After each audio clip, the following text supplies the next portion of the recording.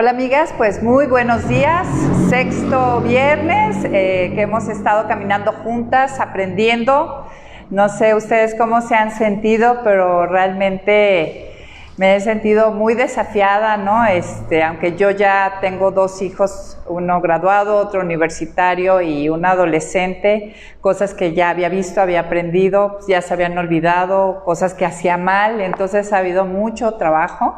Espero que ustedes también, y pues aquí estamos estudiando este libro, Amor y Respeto en la Familia, que trata, el tema es el poder transformador de las relaciones entre padres e hijos a través del amor, fileo y el respeto o la honra a los padres. Y bueno, hoy vamos a ver el tema disciplina. Pero antes de eso, yo quiero hacerte una pregunta que parece fuera de contexto, pero yo creo que desde ahí. ¿Tu familia gira alrededor de tus hijos? Y si sí gira alrededor de tus hijos, ¿la familia debe de girar alrededor de los hijos? ¿O el centro de la familia tiene que ser tu matrimonio, si es el punto que tú estés con pareja, si tienes la bendición de tener un esposo, o si tu compañero es Dios, ¿no? Porque de todas maneras. Entonces esa es una pregunta que te pido que la respondas y que pienses en esto. La familia no gira alrededor de los hijos. El centro de la familia es el matrimonio, ¿no? Y en dado caso, obviamente nuestra primera relación es con Dios. Si tú eres una mujer soltera, tu familia gira alrededor de tu relación con Dios. Pero bueno, nada, quería hacer este pequeño preámbulo y estamos en la segunda parte del libro. En la primera parte vimos el círculo alienante, entender cómo es que la falta de amor fileo los provoca a ser deshonrosos a los hijos y en nosotros sentirnos irrespetados, pues actuamos sin amor fileo. Y vimos cómo desactivar ese ciclo, cómo detectar bombas, y entramos al siguiente ciclo, que es el círculo energetizante, que es el ciclo, es el escenario favorable para poder hacer la crianza, ¿no? Donde mi amor fileo, mi amor de las buenas maneras, inspira o da lo necesario para que ellos con mayor facilidad puedan responder con respeto y honra, y yo al sentirme respetada y honrada sigo dando ese fileo. Entonces ese es el marco ideal que no se va a mantener, amigas, ¿no? Es un marco que continuamente se desajusta, pero que tenemos que estar apuntando a mantenerlo. Ese es el marco ideal para que yo pueda realizar la crianza. ¿Qué es la crianza? Pues llevar a madurez, ¿no? Es llevar al desarrollo a nuestros hijos desde que Dios nos los da hasta que se independizan. Y bueno, la semana pasada vimos vimos los principios guías que dice el libro. Primero es el saber dar, luego vimos lo que es la comprensión y la instrucción. La semana pasada vimos que es muy importante la comprensión para poder dar una buena instrucción. Y bueno, estos temas ya los vimos. Y yo quisiera preguntarte si realmente tú en la semana pensaste en pudiste identificar las necesidades de tus hijos, según en la etapa en que están. Voy a poner aquí mi cronómetro para no pasarme del tiempo. Entonces, si ya pudiste identificar cuáles son las necesidades, porque veíamos que parte de la comprensión tiene que ver con ver qué necesitan ellos, en qué etapa de su vida están y cuáles son sus necesidades dentro de esa etapa. Bueno, esa era una de las tareas. Otra es el que memorizaras tú y transmitieras a tu familia o a tus hijos Mateo 16:26. ¿De qué servirá ganar al hombre, ganar todo el mundo y perder su alma? ¿O qué podrá dar el hombre a cambio de su alma? Y también hablamos de que meditáramos en Proverbios 1 y sobre todo del 7 al 10, porque vimos tres cosas importantes. Para poder formar, ¿qué queremos nosotros? Formar un carácter y dar un carácter bíblico y una cosmovisión bíblica. Y vimos que Proverbios 1 del 7 a 10 nos da 3 principios importantes. Para poder desarrollar ese carácter se requiere el temor del Señor, se requiere que nosotros enseñemos lo que es el respeto y la honra a los padres para que ellos puedan recibir la guianza, la instrucción y cuidar de las amistades. Ahí vimos tres cosas importantes. Sin tener esta plataforma, desarrollar en nuestros hijos, instruirlos para un carácter piadoso y una cosmovisión bíblica es difícil. Y de hecho parte de la tarea parte del temor al Señor es tener la conciencia de que Dios es omnipresente, que Dios está aquí. Entonces eso tiene que traer temor y confianza, ¿no? Saber que yo vivo delante del Creador. Habíamos hablado, eso es como una de las bases.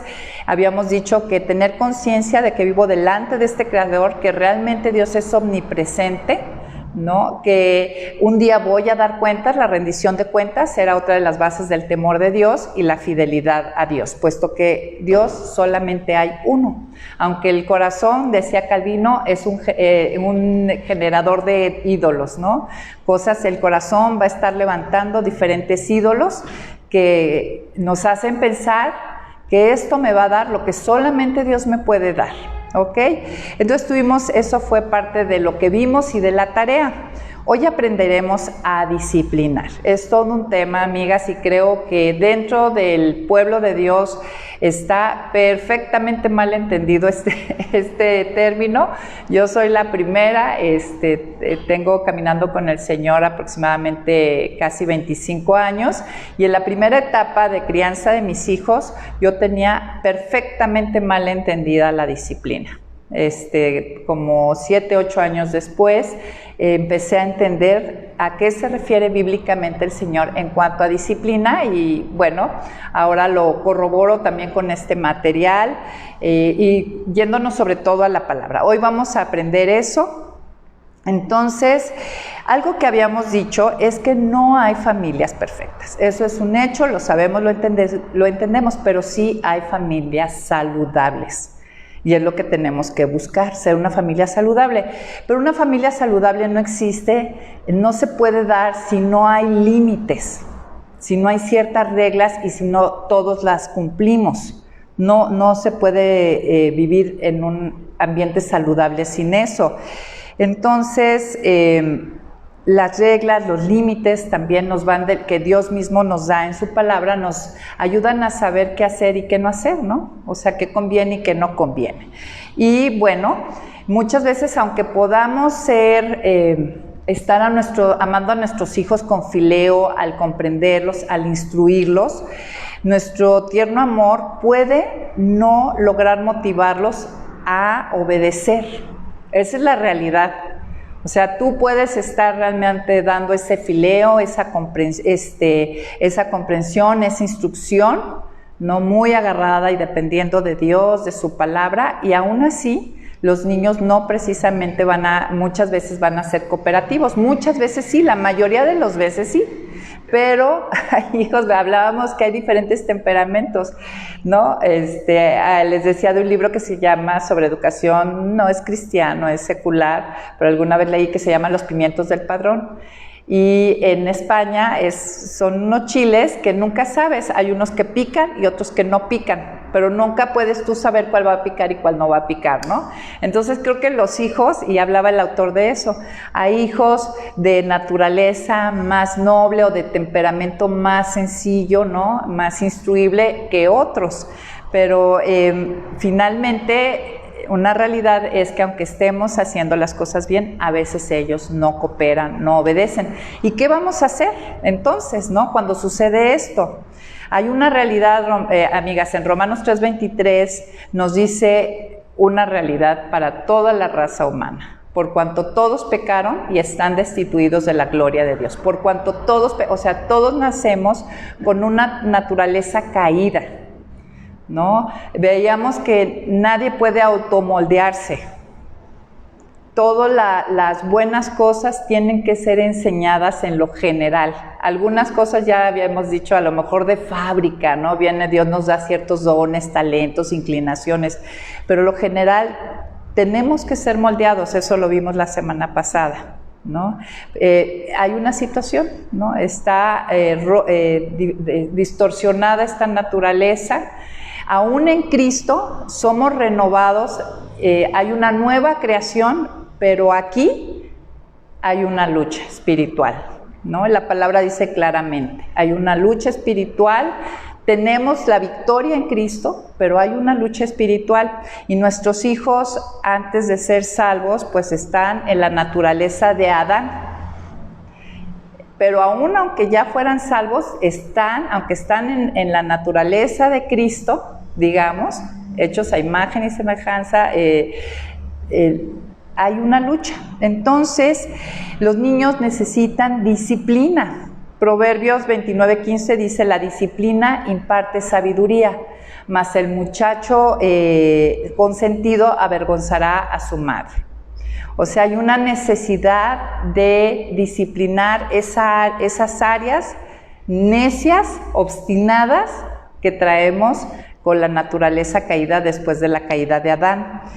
En Efesios 6:4 y en Hebreos 12, del 5 al 11, habla de esta palabra disciplina. Ahorita vamos a entrar bíblicamente qué significa. Por ejemplo, recordamos, es uno de los versículos que memorizamos. Efesios 6:4 dice, padres, no provoquéis a ira a vuestros hijos, sino criadlos en la disciplina y amonestación del Señor, ¿no? Entonces aquí tenemos esta palabra disciplina, amonestación pues ya lo hemos entendido, lo vimos en instrucción, y vamos a Hebreos, si me acompañan a Hebreos 12, vamos a leer del 5 al 11, que es donde aparece esta misma palabra de nuevo. Dice, y ya no ha olvidado la exhortación que como a hijos se les dirige, hijo mío, no menosprecies la disciplina del Señor, ni te desanimes cuando te reprenda, porque el Señor disciplina al que ama y azota a todo el que recibe como hijo. Si ustedes soportan la disciplina, Dios los trata como a hijos. ¿Acaso hay algún hijo a quien su padre no discipline? Pero si a ustedes se les deja sin la disciplina que todo el mundo recibe, entonces ya no son hijos legítimos, sino ilegítimos. Por otra parte, tuvimos padres terrenales, los cuales nos disciplinaban y los respetábamos. ¿Por qué no mejor obedecer al Padre de los Espíritus y así vivir? La verdad es que nuestros padres terrenales nos disciplinaban por poco tiempo y como mejor les parecía. Dios lo hace para nuestro beneficio y para que participemos de su santidad. Claro que ninguna disciplina nos pone alegres al momento de recibirla, sino más bien tristes, pero después de ser ejercitados en ella, nos produce un fruto apacible de justicia. Entonces, aquí estamos encontrando el mismo término de disciplina y ahorita vamos a ahondar un poquito más en Hebreos, pero vemos que nuestro Padre Celestial, nuestro Padre Perfecto, utiliza parte de formarnos a la imagen de su Hijo, utiliza la disciplina y dice que la utiliza hacia sus hijos. Y nosotros estamos tratando de imitar a nuestro Padre Celestial en nuestra paternidad. Y si Dios lo hace, ¿cuánto más nosotros? Ahí tenemos el modelo. Y es muy claro, el que ama disciplina a su hijo en las áreas de obstinación, de necedad, que le impiden ir a crecimiento y a madurez. Es una falta de amor absoluta, ser indiferente ante las áreas erróneas, necias, donde nuestros hijos están esclavizados en algún pecado y dejarlos así. Pero bueno, vamos a ir trabajando en esto. Pero la Biblia, el término disciplina se aplica primeramente al proceso de instrucción y corrección. Disciplina se aplica al proceso tiene que ver con dos cosas. Instrucción y corrección que Dios utiliza para su pueblo o una persona. Ahora, en el Antiguo Testamento tenemos la palabra hebrea yazar y musar, que se refiere tal cual a castigar e instruir. Esas palabras tienen que ver con castigo e instrucción. En el Nuevo Testamento se utiliza la palabra paideia, que se relaciona con el término que se refiere al padre que corrige. Y muchas veces lo que vamos a ver es que la corrección a veces ya pues lo vamos a intentar obviamente verbalmente, pero cuando no funciona va a tener que haber consecuencias, como lo hace Dios con nosotros. De hecho, Proverbios 19:18 dice: castiga a tu hijo mientras haya esperanza, pero tómalo con calma, no vayas a matarlo, dice la versión Reina Valera contemporánea, pero tómalo con calma, no vayas a matarlo, ¿no? Que no se te... El chiste es corregir, no descargar tu frustración, pero ahorita vamos a ir entendiendo más. Miren, ahí en Hebreos 12, lo que leí, ya tomando todo el pasaje del 1 al 10, no solamente vemos que se limita la corrección cuando el Hijo de Dios hace algo mal. O sea, Dios no solamente trae corrección cuando el Hijo de Dios, cuando esa ovejita se ha extraviado, ¿no? O está obstinado, atrapado en algo que no lo va a llevar a madurez o a la imagen de Cristo, sino que también incluye, cuando lo podemos ver, cuando Dios somete a pruebas y dificultades a sus hijos intencionalmente, como lo vemos en Éxodo 19, me parece, cuando el pueblo de Dios es llevado a Meriba, que venía el pueblo de Egipto y estaba el mar, ¿no? Intencionalmente los llevó ahí porque algo iba a enseñarles Dios cuando abrió el mar. Entonces hay ocasiones donde las consecuencias propias de mis decisiones me llevan a lugares difíciles que Dios va a aprovechar para enseñarme, o a veces Él tal cual te lleva a ese lugar. No es el tema, tenemos un libro muy bueno y dimos un taller que a lo mejor también lo hacemos en Facebook, que se llama Las 10 reglas del Mar Rojo, que habla de esto, pero bueno, ahorita no me voy a desviar con eso. Pero la idea de disciplina, entonces, no solamente incluye el someterlo a pruebas y dificultades cuando hace algo mal, sino también someterlo a pruebas y dificultades a veces para aumentar su santidad y hacerlo crecer en fe. El propósito, finalmente, que...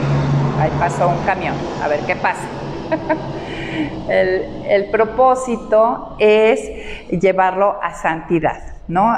Santo, ya dijimos que es apartado con un propósito, y santidad pues es ese proceso de crecimiento en el carácter. Por dar un ejemplo, yo cuando mis hijos estaban chicos, yo quise que ellos aprendieran, no solamente por gracia, les dimos muchas cosas, pero quería que aprendieran a trabajar, ¿no? Entonces yo preparé ahí algo a mi hijo, por ejemplo a René, mi hijo, le compraba de a 100 bolis y lo llevábamos al parque y él vendía sus bolis, ¿no? Lo puse en una situación no cómoda, con cierta dificultad, para que él aprendiera ciertas cosas. Bueno, les quiero decir que él se compró su bicicleta, él se compró su primer iPad, se compró su laptop. Bueno, realmente, y a la fecha es un chavo que estudia y trabaja, ¿no? También junto con mi hija cuidaban perros, cuando mis amigas... Pude haberlo, fue algo intencional, una de las cosas intencionales que hicimos su papá y yo para que crecieran en madurez, ¿no? Pero, no sé, haciendo un poquito el paralelo, ¿ok? No es que les queramos hacer la vida pesada, sino que a veces la disciplina también tiene que ver no solamente con que hacen algo malo, sino que tú a lo mejor quieres formar algo y preparas una situación a lo mejor no cómoda, pero donde tú quieres formar algo, ¿ok? Por ejemplo, el que participen con el lazo en casa, aunque yo tuve siempre persona de planta, mientras que fueron chicos que nos pudiera ayudar, pero aún así yo intencionalmente les enseñé a que tendieran sus camas, a participar, ¿no? Y entonces, bueno, ahora que no hay ayuda, que ya no toca, pues somos muchos adultos, todos participamos. A eso me refiero.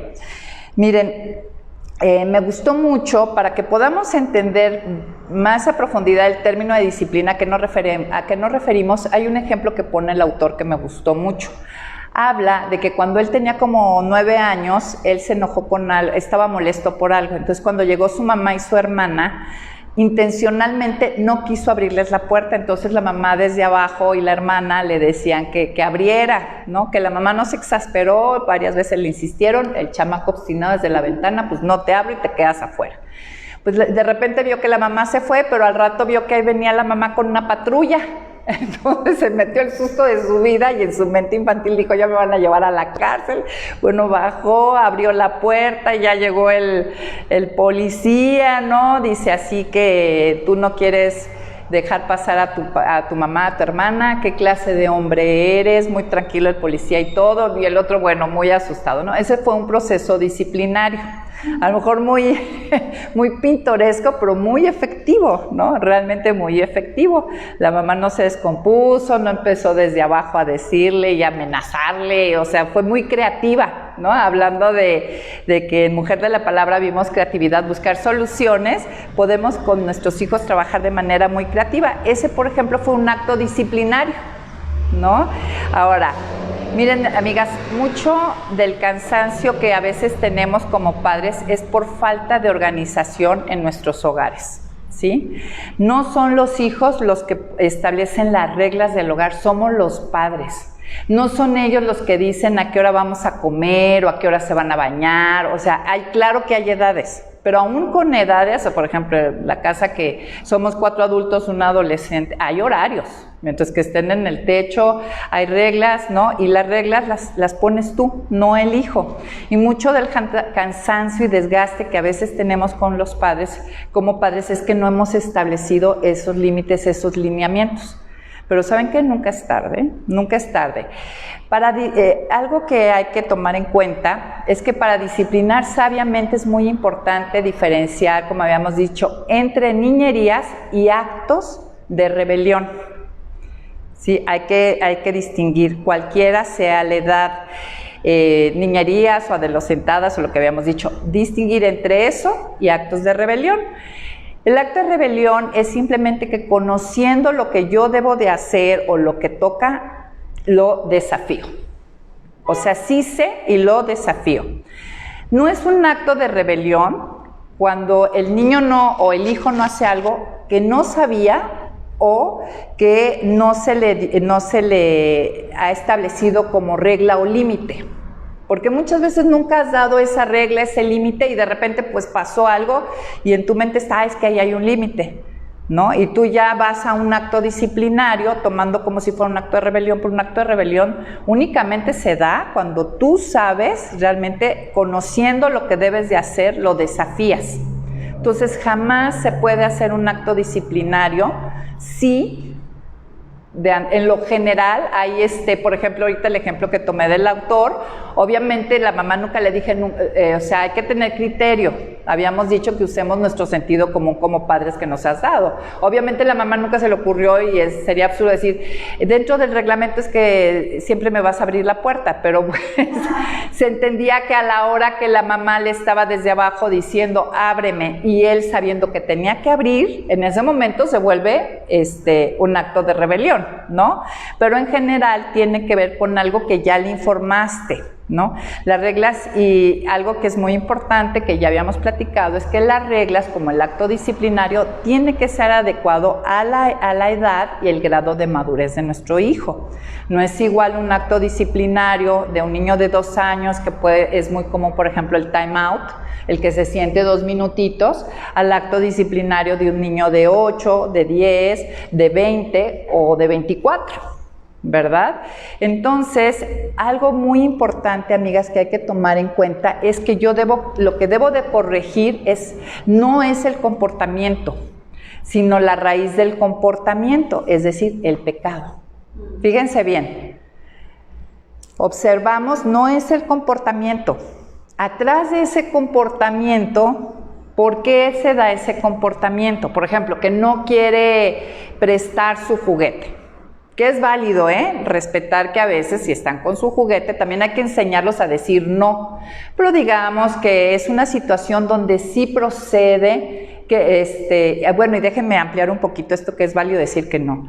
Miren, también nos vamos al otro lado. Apenas está agarrando préstale a su primito. No seas malo a tu primito. Bueno, tiene derecho a jugar con su juguete. Mira, primito, aquí está otro. ¿No? Bueno, eso es entre paréntesis, pero regresando, no pude evitar comentarlo, ¿no?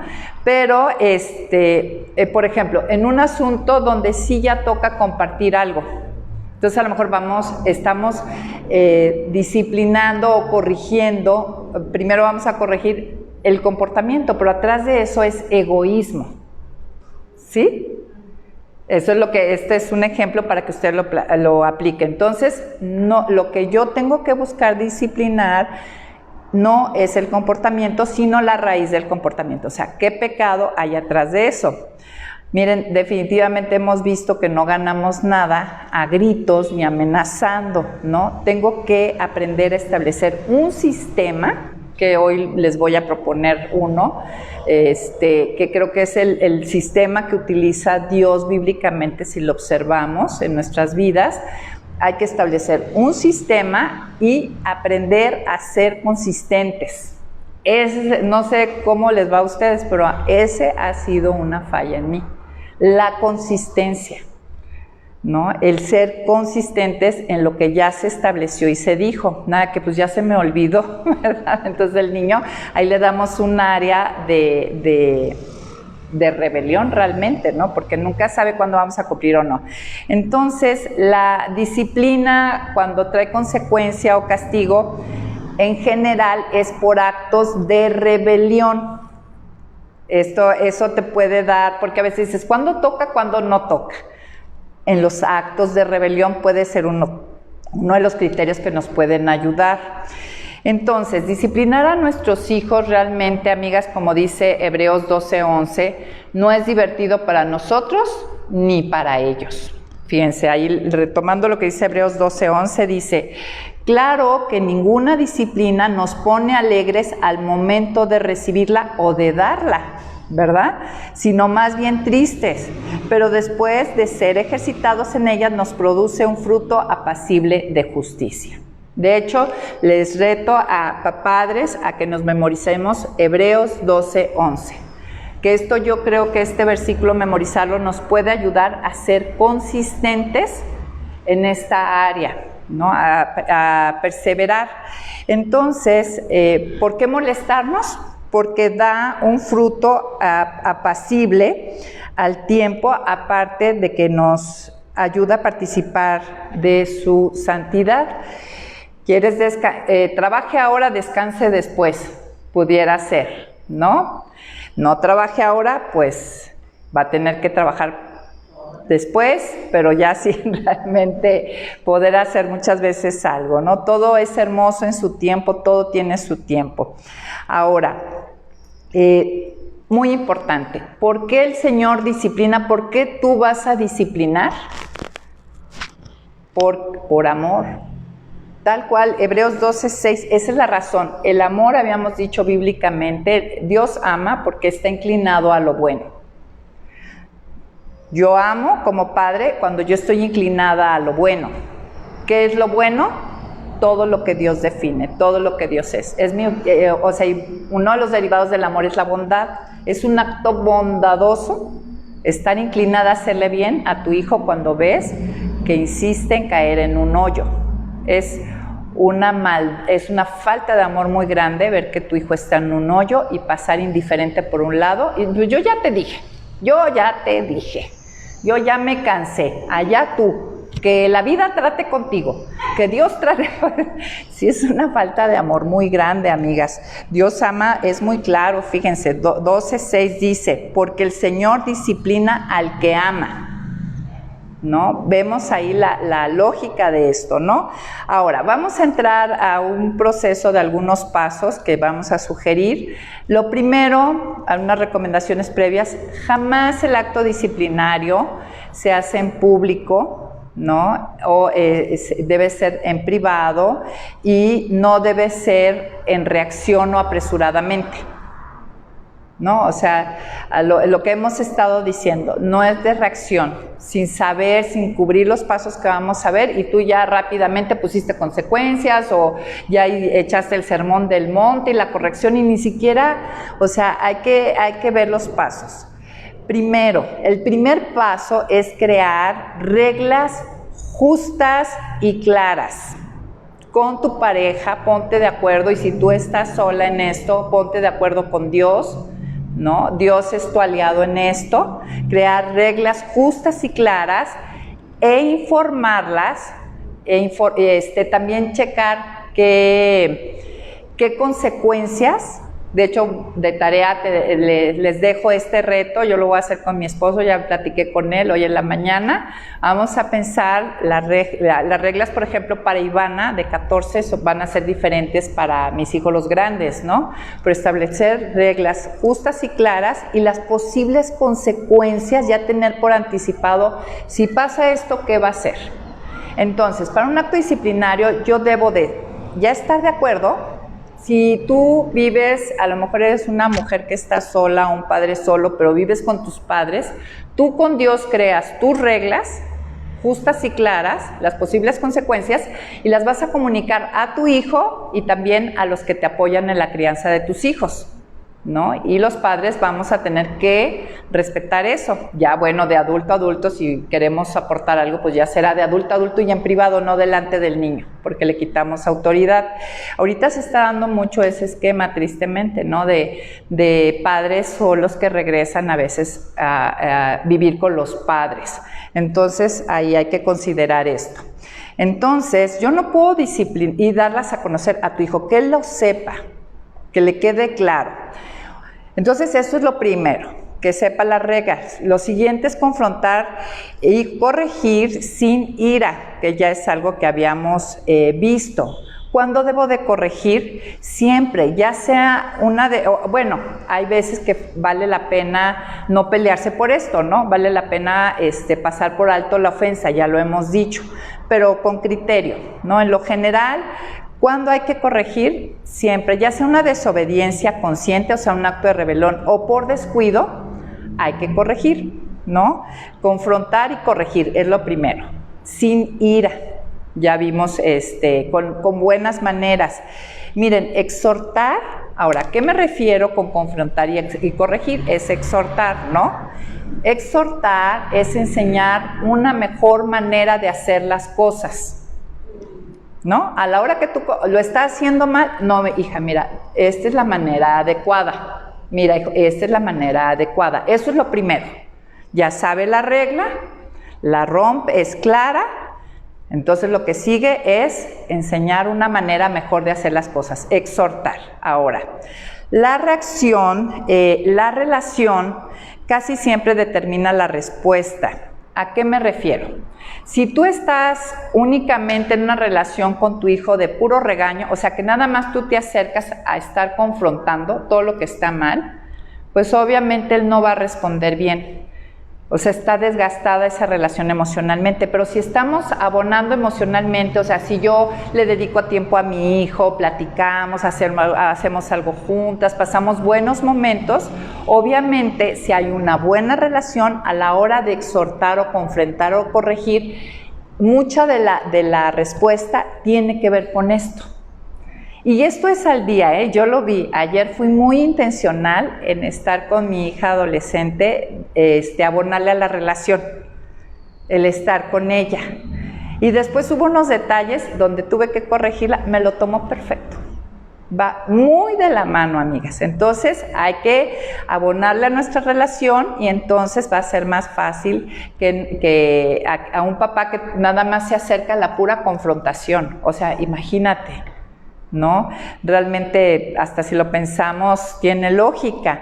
Es importante y es bueno dar derecho de réplica, siempre y cuando lo hagan respetuosamente. De hecho, hoy en la mañana, bueno, Dios me ha tenido con mucho laboratorio. Pude aplicar en la mañana con mi hija el derecho de réplica, ¿no?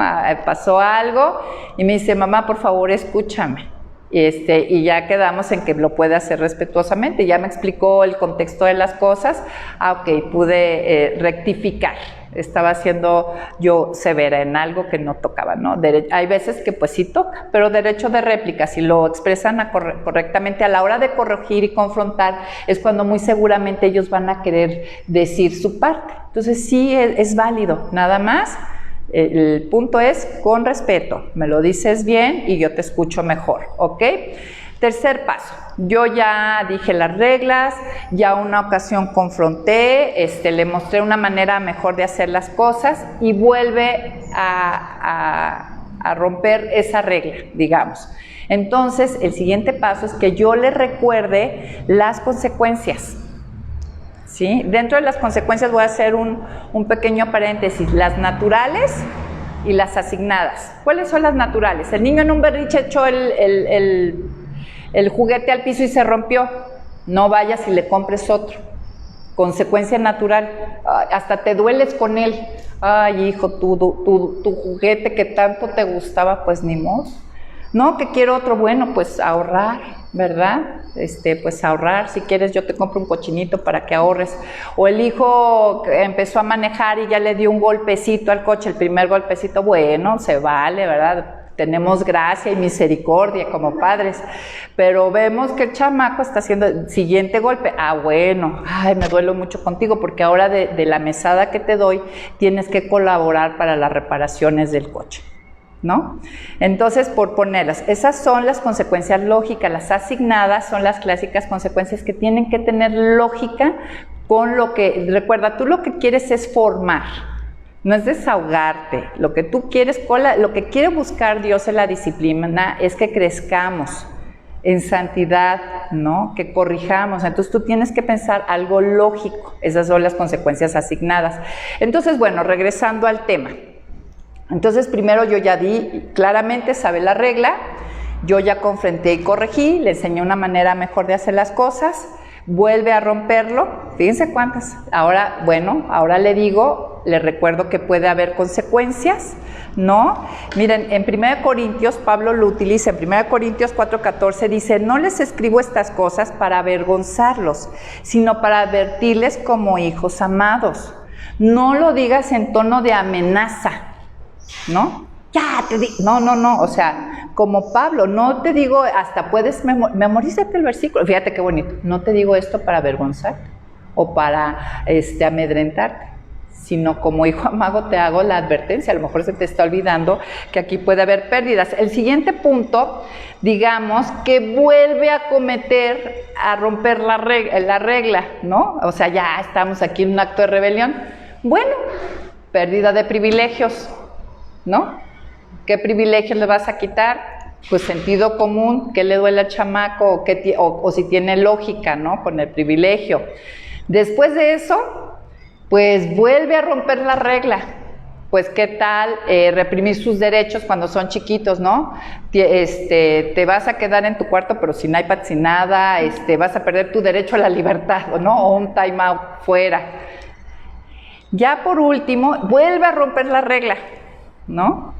Pues hay papás, yo creo que generalmente cuando hemos aplicado todos estos pasos junto con ello estamos orando por el corazón de nuestros hijos, sobre todo cuando están en formación, creo que generalmente se logró el cometido, ¿no? En cuanto a una cosa que tú quieras trabajar en ella. También puedes animarlo con recompensas cuando lo haga bien, ¿no? Si estás trabajando en un aspecto, también a la vez, yo usaba con mis hijos muchos cuadritos, ¿no? De cuando eran pequeños, de stickers, si tendió su cama, sobre todo en la primera etapa si queremos formar hábitos.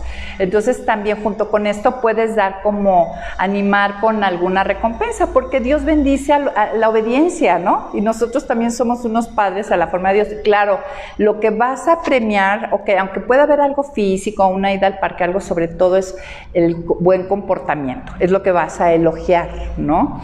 Entonces, bueno, si tú eres de los papás que llega a utilizar una nalgada, ¿no?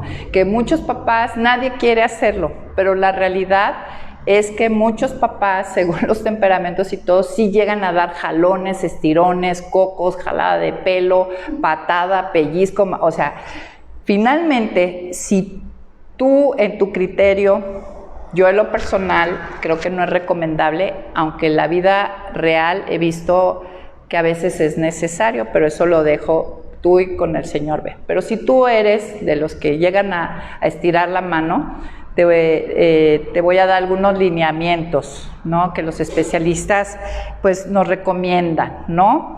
Número 1, jamás estires un castigo físico sin haber pasado por un proceso, para empezar. Si ni sabe la regla, ni le mostraste una manera mejor de hacer las cosas, si tú no pasaste, ni le recordaste las consecuencias, ni le quitaste privilegios, ni le reprimiste de ciertos derechos, y tú vas directo a eso, mal, jamás. Si en dado caso es algo que tú haces, tienes que antes pasa por todos estos pasos.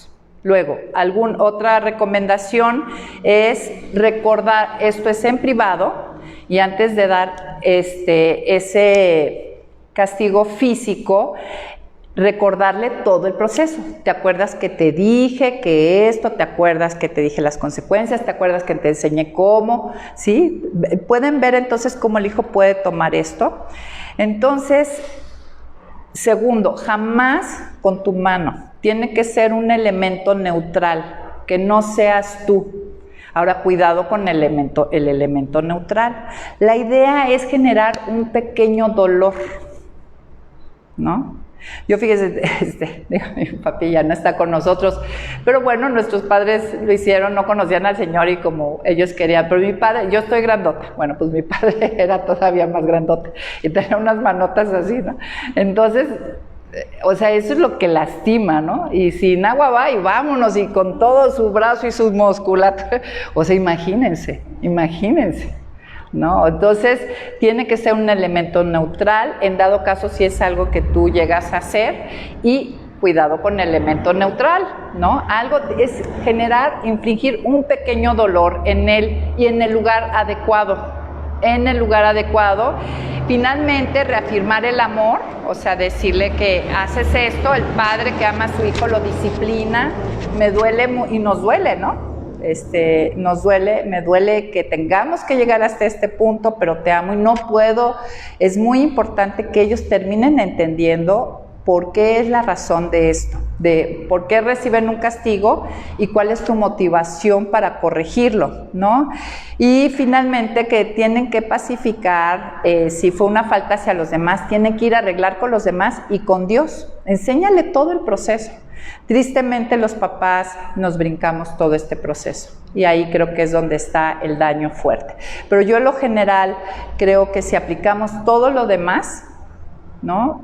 Aunque sea de manera imperfecta, realmente vamos a tener muy buenos resultados. Tiene que ser un hijo a lo mejor con una esencia sumamente, o el hijo que tiene el tanque emocional lleno, que le estás dando tiempo de calidad, que lo estás instruyendo, shalala, o sea, va a reaccionar bien, ¿no? En muy raras ocasiones a lo mejor no, y a lo mejor puedes aplicar gracia.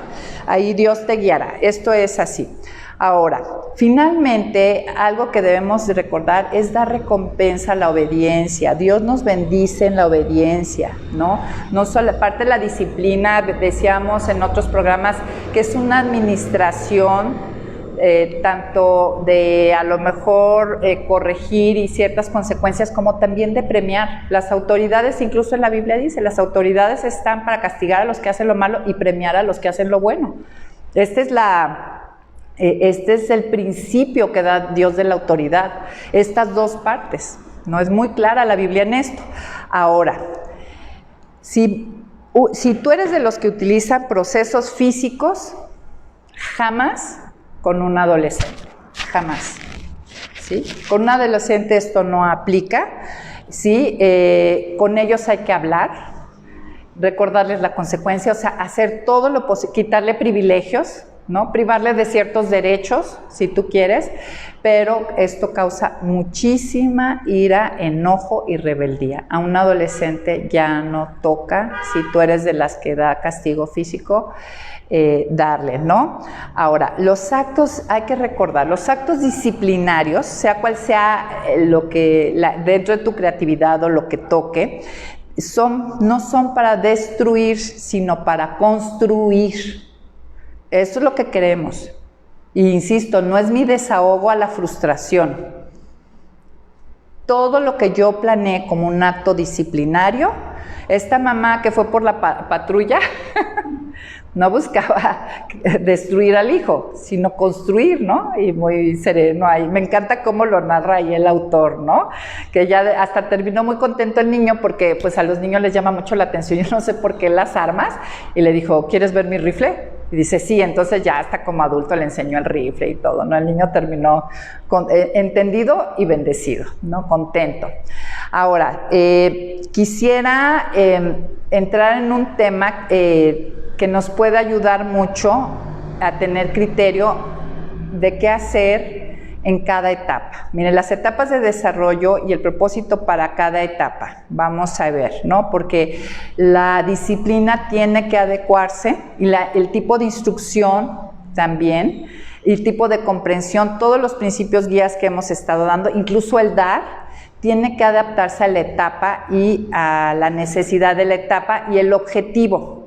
Cada etapa tiene un objetivo y una necesidad. Por ejemplo, hay muchas clasificaciones, pero tomé una de Rosalío Contreras, de su libro, que se los recomiendo, es Mi rebelde consentido, para aquellas que tienen hijos con este trastorno de desarrollo desafiantes.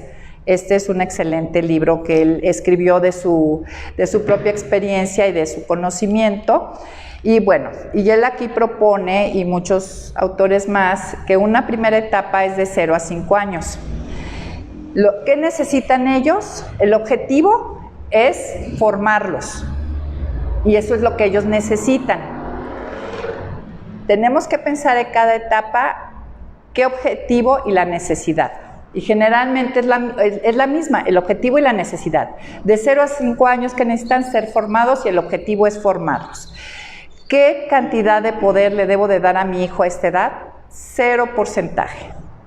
No, si tú adelantas un porcentaje a esta edad, después va a ser, olvídate, va a ser una exigencia. ¿Qué tienes que formar en esta etapa? Hábitos. Tienes que formar hábitos. De hecho, quisiera, el objetivo en esta etapa es la formación de hábitos y establecimiento de rutinas. Quisiera compartirles directamente del libro algunos parrafitos que yo creo que son muy útiles. Recordar que la capacidad de razonar de los niños se está formando entre los 2 y 7 años. Si usted trata de razonar con un menor que se encuentra dentro de esta etapa, solamente logrará frustrarse, no es etapa de querer razonar con ellos. Claro que es el niño inteligente para entender lo que usted trata de decirle, pero no lo puede asimilar como usted lo requiere. Un segundo elemento para esta etapa se centra en la necesidad psicológica fundamental que un niño genera en la etapa de formación. Se trata del desarrollo de la confianza en sí mismo. Debemos lograr que el niño se atreva a confiar en su buen juicio, en su persona y sus acciones. ¿Cómo logramos esto? El conocimiento, aceptación de las rutinas y la realización de las tareas cotidianas hace que el niño tenga la sensación que ha cumplido con las expectativas que se tienen sobre él. Esas son las únicas expectativas, en dado caso, que un padre debe tener, ¿no? Que pueda lograr tener rutinas, ¿no? Esta es la hora de comer, esta es la hora de dormir, esta es la hora de bañarse, ¿verdad? Dice aquí, y esto permite desarrollar que él pueda lograr eso, va a crear confianza en sí mismo. Un tercer elemento en esta etapa importante es el manejo adecuado del poder en el hogar. Si pudiéramos definir la educación en una sola idea, esta podría ser la liberación paulatina de poder, hasta que tengan el 100% de poder y de liberación. Pero en esta etapa de 0 a 5 años lo recomendable es cero poder, ¿no? Cuando los padres observamos conductas maduras, manifiestas en un manejo maduro del poder, liberamos más poder, pero no es en esta etapa, es más adelante. Ok, entonces, bueno, finalmente lo que tenemos que lograr aquí es que tengan rutinas, y que aprendan a obedecer. Y eso los prepara para la siguiente etapa, que es de 5 a 15 años más o menos, donde ya pueden razonar y ya empezamos. Entonces, esta etapa no es lo que el niño quiera ver de la televisión. Tú tienes que mostrarle que no es lo que se quiera poner. No se puede ir en shorts a la boda de la tía, ¿no? Aquí no es eso. Más adelante, sí, la siguiente etapa, por ejemplo, de 5 a 15 años, es una etapa muy larga.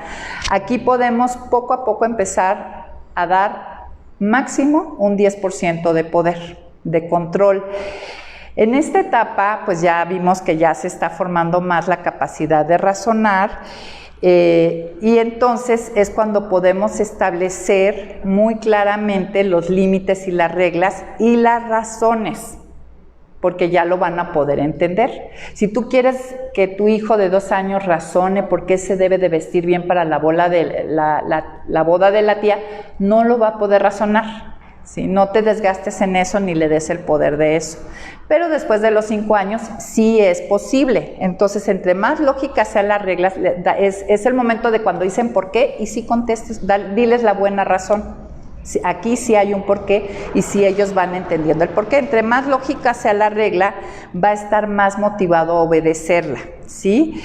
Lo razonable de las reglas facilitará la aceptación de los límites. Algo muy importante en esta etapa, y más cuando se va acercando a la adolescencia, es la congruencia, amigas. Ya habíamos hablado de esto. Una falta de congruencia va a manejar mucho, va a generar mucho enojo, un enojo intenso, y va a generar resentimiento y ruptura. Entonces, el manejo del poder será un reto. Debe ponerse a prueba e irlo liberando según ellos vayan respondiendo. Ahora, ¿qué podemos utilizar en esta etapa para este manejo del poder? Porque sí tenemos que ayudarles que comiencen a decidir y razonar sus decisiones, ¿sí? Es algo que llaman técnica de ilusión alternativa. Por ejemplo, ¿a qué hora quieres hacer la tarea? Pudiera ser ya la edad. ¿Antes de comer o después de comer? O sea, va a hacer la tarea. Simplemente le das un manejo de ¿a qué hora? Eso sería, por ejemplo, un manejo de poder, y donde les vas ayudando a razonar sus decisiones. Ahora, hay mucho más que decir, pero por darles una idea general rápida. Como les reitero, el poder ofrecido de manera prematura solo va a acarrear conflicto para la siguiente etapa. Se va a volver una exigencia que olvídate, no te los vas a quitar de encima. Ahora, después de 5 a 15 años, 10% de poder. De 15 a 20 años, ¿cuál es? Bueno, algo que se me olvidó decirles. De 0 a 5 años, entonces, ¿cuál es el objetivo y qué necesitan? Formación. De 5 a 15 años, ¿cuál es el objetivo y qué necesitan? Educación. De 15 a 20 años, ¿cuál es el objetivo y qué necesitan? Guía. Aquí yo me convierto en un instructor y les damos un manejo de poder del 30%. Es la misma, si quieres verlo, es la misma interacción que se da entre un maestro y alumno, entre un terapeuta y su paciente, entre un líder y un seguidor, en un aprendiz y su mentor. Ese es la manera en que te debes de dirigir con los hijos entre 15 y 20 años. Aquí el camino que se debe de seguir es el de la recomendación y el consejo y la sugerencia. Ese es tu idioma, recomendación, consejo y sugerencia para la toma de decisiones de ese 30%. Esta es una etapa muy importante porque es donde deciden cosas trascendentales como la carrera. Van decidiendo los grupos de amistades con los que van a convivir a lo mejor toda su vida. Por eso es importante el guía instructor, el consejo. Finalmente, ya no los puedes obligar a que tengan tal o cual amigo, ¿no? A lo mejor de 0 a 5 tú sí controlas con quién, ¿no? Y todavía de 5 a 15, pues tú los llevas y los traes y decides, finalmente tú puedes ver con quién. Pero ya a esta edad, de 15 a 20, pues ellos ya se manejan solos en ciertas cosas, ¿no? Entonces, la armonía en esta etapa, fíjense de qué va a depender. Depende de la disposición de los padres para ir liberando más poder. y que los hijos confíen en las recomendaciones de los padres. Entonces, de los padres, la armonía va a depender de que yo esté dispuesta a ir liberando más poder y de que ellos estén dispuestos a escuchar mi consejo, o sea, a recibir esa guianza. Y bueno, esta etapa se va a dar bien si se dieron las 2 primeras etapas, ¿no? Si formaste rutinas claras de 0 a 5, si de 5 a 15 le diste las reglas y las buenas razones de las reglas, pues de 15 a 20 ya te conviertes como en ese mentor, padre mentor, consejero mentor. Padre, pues te van a tomar bien las sugerencias y por lo general lo van a tomar bien. La última etapa es de 20 a 25 años, que es la liberación. Aquí el objetivo es una relación y la necesidad es de una relación. Ya no necesitan la educación, ya no necesitan la formación, ya no necesitan al guía, ya lo que necesitan de 20 a 25, que es el promedio en que se espera que ya se independicen, empiecen a hacer su propia vida, es lo que necesitan, una relación, ¿ok? ¿Cuánto de poder? 40%. Nunca llegues al 50% a igualar el mismo nivel de poder, porque entonces eso los va, emocionalmente los va a estancar, no van a seguir madurando y no se van a ir de casa. O sea, si tienen el mismo poder uno y otro, olvídense. Y de ahí se dan, pues por eso de ahí vienen muy posiblemente todos estos ninis, no sé cómo, ninis, que no trabajan, no nada, o sea, que ya son adultos, pero si hay el mismo poder, pues olvídate, ¿para qué me muevo de mi casa si aquí tengo todo listo, me mantienen? ¿Para qué trabajo? ¿Para qué hago tantas cosas, no? Dice, miren, nosotros,